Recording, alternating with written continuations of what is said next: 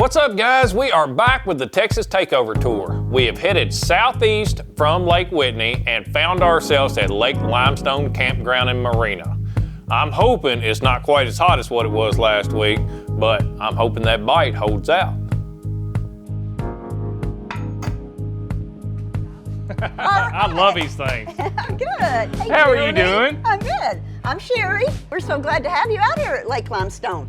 I'm telling you, this place is beautiful. Well, thank you. Thank you very much. We've been working on it really hard for we purchased it less than a year ago. Okay. So we've just been renovating and cleaning and painting and creating new things for the wonderful families in this area to come out and have a good time. And the setup that you've got here, once you come in here, you don't have to leave. You've got everything, the cabins with electrical hookups, the fishing pier, and I think my cameraman's gonna end up out there on one of them here soon. Well, he caught a big one off of there last night. And then we have RV slots. We have like 49 RV slots. We have bungalows that are all inclusive. We have the big house, if you have a big family. Yeah. And you wanna get away with the family or not. Yeah. Speaking of family, I saw the beach and the ramp is right here on site and everything. Everything's within walking distance. And so, you're on 24 acres? 24 acres, and we have about 5 to 6 acres of trails also. Okay. Walking trails. Well, I'm gonna see about getting checked into the bungalow over there and get our stuff ready and see about going fishing in the morning. All right, wonderful. Thank you. Thank you. I've spent most of my life chasing. Chasing success, chasing money, chasing respect. Truth is, nothing has brought me joy like being right here on the water. Rod in hand, hook on the line, chasing crappie. I am a crappie angler. These are our stories, and this is On the Hook. We're meeting up today with Zach Minnix. He's our guest this week. He is a fireman here, and he also fishes and guides on a lot of these lakes around here. I'm kind of curious to see what he's got in store for us. How's it going, man? Good, brother. How are you? Pretty good. Good. Fire department finally let you come out and play a little? Oh yeah. I'm excited, man. I'm excited. Been on them? Oh yeah, we have been, man. We caught 22 yesterday, caught some nice sized fish, so. Don't go making me look bad today, all right? I'm gonna try my hardest not to, man. All right, well, let's get your stuff and let's get going. All right, man.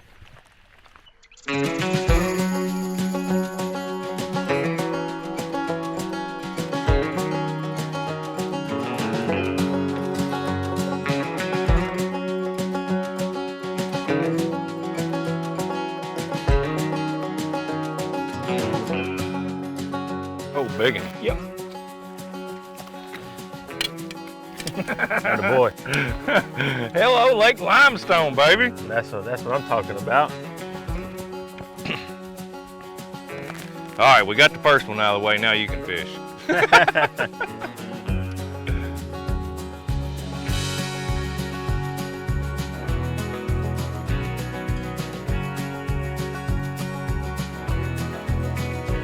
Done.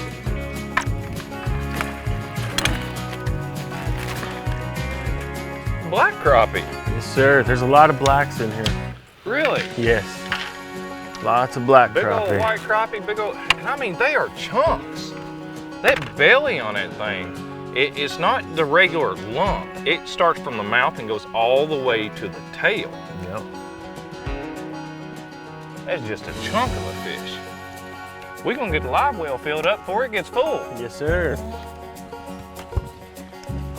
The Ozark smoke, that's what we've been using down here in Texas, and that fish, after all the fish we caught filming, I finally broke my tail on it. I'm gonna switch over to the margarita. Those are my two go-to colors for murky to clear water. It's always gonna be one of those two. It's in a small fry pattern. They are the most natural colored baits in our lineup. And especially in the summer, summer's when they don't really go after those wild colors as much as what they will something completely natural. And that's why that I like going with the natural colors over a pink and chartreuse. I'd rather have a black back and silver belly, something that looks like a shiner. And the reason I choose Artificial bait is because I can dictate the movement of my bait, where a minnow can do whatever it wants to. On the Hook is presented by Ozark Rods, Crappie Monster, Still Lake Marine, and Rockport Rattler.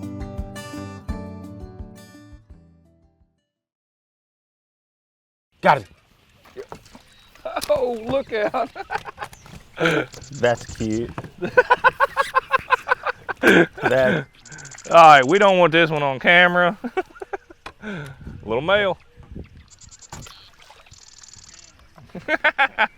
No, as soon as I grabbed a hold of that fish, he automatically started peeing, and you could see that the tip of his tail was still real black, and that's how I know it was a male fish. Blacktail, it's a hormone thing. Even though in the spawn, their whole body will illuminate in black. All their stripes, spots, whatever will turn more black. The males that stay on the nest and guard the nest keep that aggression.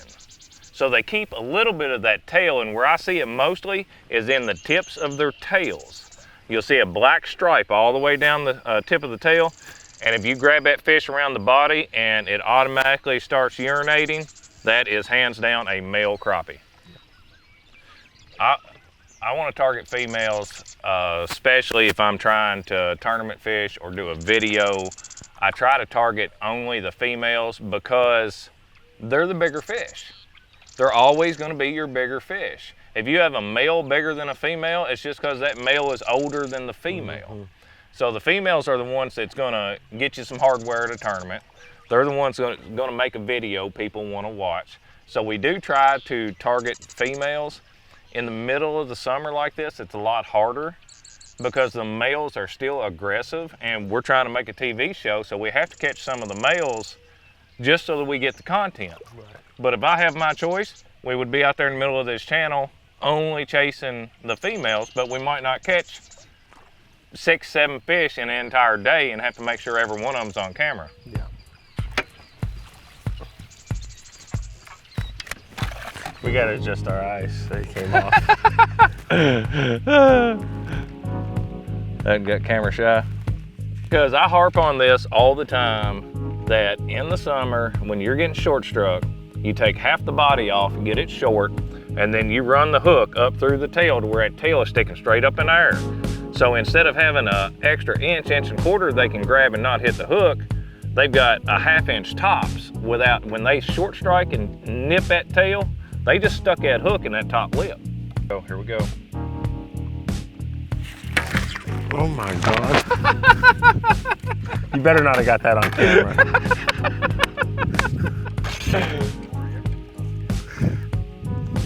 That's funny. That was funny. Good fish. Get them close enough, they'll all be big, right? I guess. Right, we gotta adjust our eyes because that was a small fish.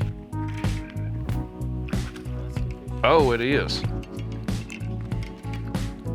Did you hear how loud that line was when I was popping it? Yeah. That's what, that's how I get them to look at me and pay attention, is I pop it when I'm up over the top of them to try to get them to look up and say, hey, what's that? I saw you were tapping the rod, so it's the same principle. Right. I tell people a lot, if they want to catch crappie using forward-facing sonar to perfect the pop. What I was doing there, you could hear that line hitting my rod, but my jig wasn't going up and down more than just a couple of inches. Everything we used to think about really jigging it, that's how you caught them, that's wrong. That will run your fish off. You're only going to catch those aggressive males by bouncing that jig up and down 6 or 8 inches. It scares them off, it spooks them. They're not intelligent fish, but they're smart enough to know to be scared. So pop it, violent, short pop, try to get your jig to go up and down just a couple inches, and you do that from about 1 foot above their head, not right on their nose, about 1 foot above their head. Give them some room so they can drop down and turn and hit up, because straight vertical, that's the way crappie like to bite.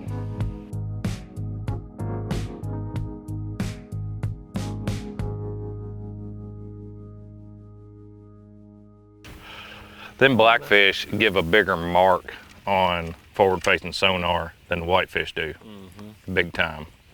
And I do believe it's because they're a lot more hardy. Yes, sir. That one right there is full. That dude is flat eating.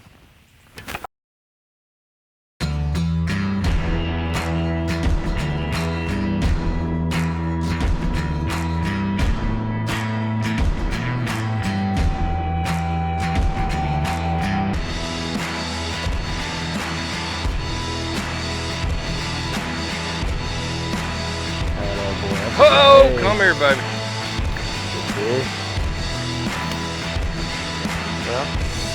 Oh, you got that on camera because he gone. That didn't last long. And that, ladies and gentlemen, is why you should net your fish. On the Hook is presented by Ozark Rods, Cornfield Fishing, Crappie Monster, Power Pole, Easy Drift, and Red Gold.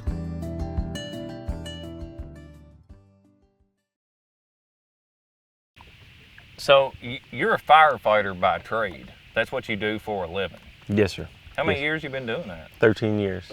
I bet you've seen some wild stuff along the way.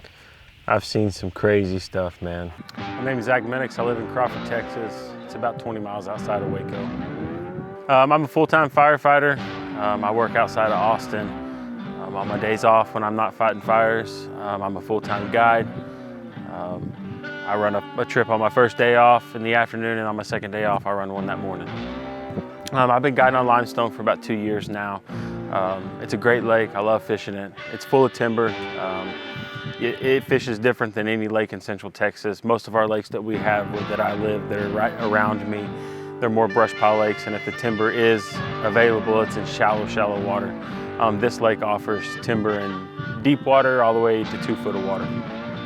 I think what makes fishing special here in Texas in general is our weather. Our weather stays consistent. Our fish grow 9 months out of the year. You can go to most lakes and you can find big fish. East Texas obviously I think holds the bar for 3-pound fish and bigger fish like that, but Central Texas can hold its own. You go out and you can find some 2-pound fish all day long out there. Oh, it is. We've dropped down so that we can push the bait instead of dropping straight down to this fish. Trying to keep the white bass. Trying to keep the white bass. Which side you on? Big old blackfish. We had to drop down and push to this fish from a few feet away from the stump because there's a lot of white bass hanging out up top on these stumps. And if we drop down through the white bass, they'll separate and then they're gonna spook our crappie and run it off. So we had to drop down before we got there and push into it to keep our bait below the striped bass on that stump. Works every time. That is a beautiful fish. Beautiful fish. Especially with that sun behind it right there. I gotta kind of squint, but what I can say, it is awesome.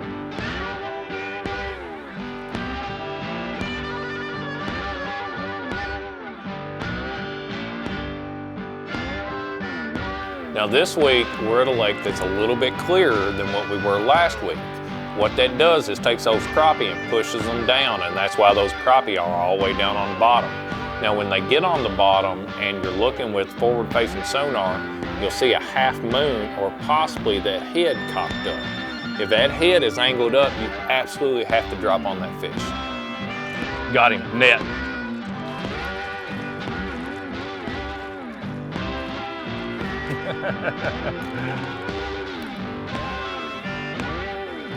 That's another male fish. He's got the black stripe right down the end of his tail. And I bet you if I squeeze him, nope. Just a big, healthy, big belly, thick back, very good picture fish right there.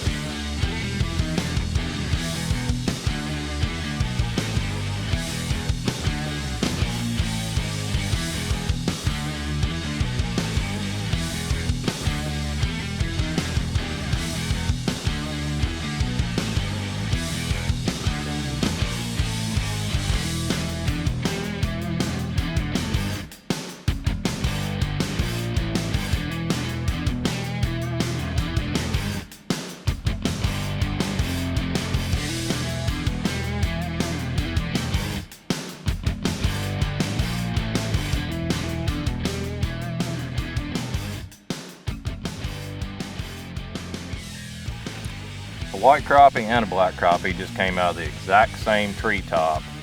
They absolutely will school together in the summer, in the winter. They will always school together. Yep. Mine's not near as impressive as what yours is. I'm gonna throw mine back. I'm gonna keep that one for a picture. On the Hook is presented by Ozark Rods, Crappie Monster, Still Lake Marine, and Rockport Rattler.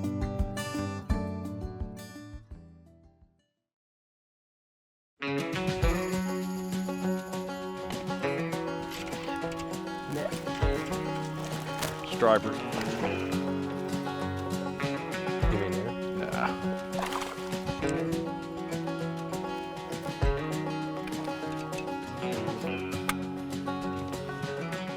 This is what we've got to fight through to get to the crappie, and as we're dropping, the white bass are running in there and grabbing a hold of it.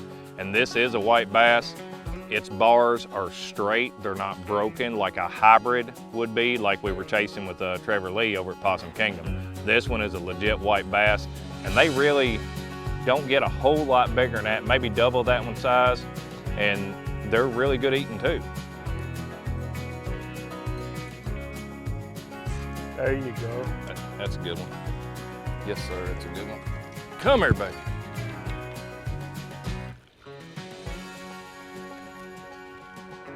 What do you think of Lake Limestone, Jeremy?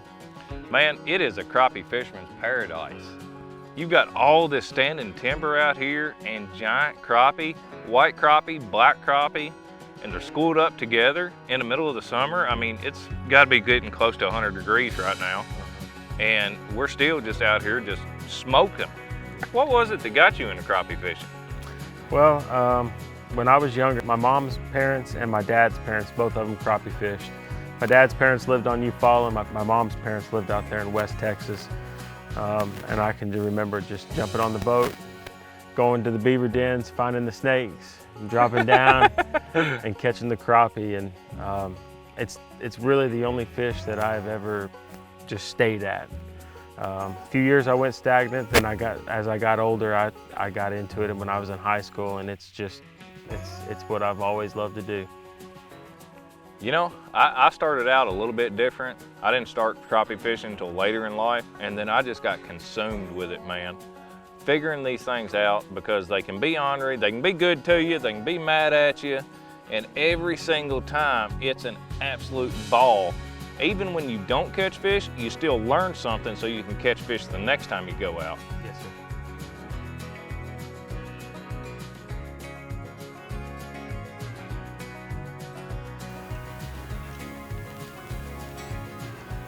Right there's just a good 11-inch eater. Oh!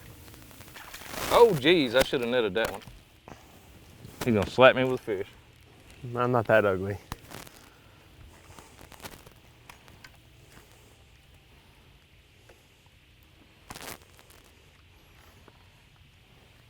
Another solid fish. That's what you would call a hybrid.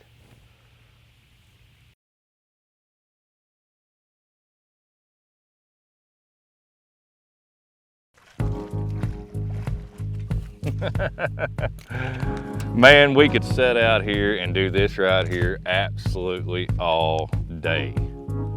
A bunch of tanks, and there's a bunch of them right here. But it's getting hot. It's getting hot. The bite's staying hot though. It is. Lake Limestone is legit. Yes. Now you guide here and a few other lakes around here, don't you? Yes, sir. Limestone, Waco, Navarra Mills, Aquila, Belton. What's the name of it? Jig and Jerk Guide Service. Jig and Jerk Guide Service right there, guys. And it has been an awesome, awesome day here on Lake Limestone. Make sure you check out that resort because it is legit. And make sure you check out next week's episode of On the Hook.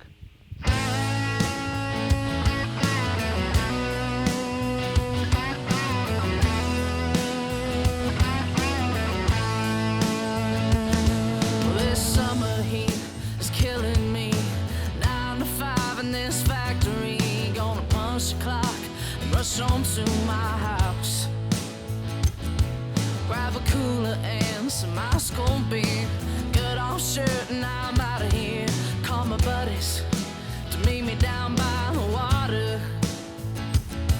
Unload the boat, turn the key, turn up the dial, and set me free.